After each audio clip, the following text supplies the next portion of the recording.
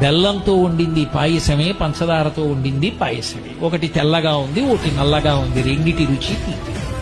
అది తెలుసుకున్న నాడు రంగు కోసం పాకులాడవు, పక్క పాత్ర కోసం వెంపర్లాడవు. నాలో కనపడనిది ఏది సీతమ్మలో కనపడి నువ్వు చచ్చిపోయావురా, నీ విర్రి కామానికి ఏం చేశావో తెలుసా రావణ అని అడిగింది. ప్రపంచాన్ని గడగడలాడించగలిగిన వాడు ఇంద్రుణ్ణి గెలవగలిగిన కొడుకుని కన్నా నీ కామానికి పరకాంతని తెచ్చి కొడుకుని యుద్ధానికి పంపి చంపేశావు. నా కొడుకుని, నీ తమ్ముణ్ణి చంపేశావు, కుంభకర్ణుణ్ణి.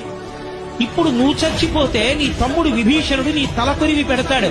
రేపు నే చచ్చిపోతే నాకు తలకొరివి పెట్టే కొడుకుని మిగల్చకుండా చచ్చిపోయిన దౌర్భాగ్యుడా, నీ కామం నిన్ను చంపిందిరా.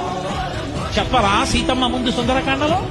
ఒళ్ళు దగ్గర పెట్టుకోకపోతే అన్ని వేళలా వయసు ఉంటుందా, అన్ని వేళలా శరీరంలో ఓపిక ఉంటుందా?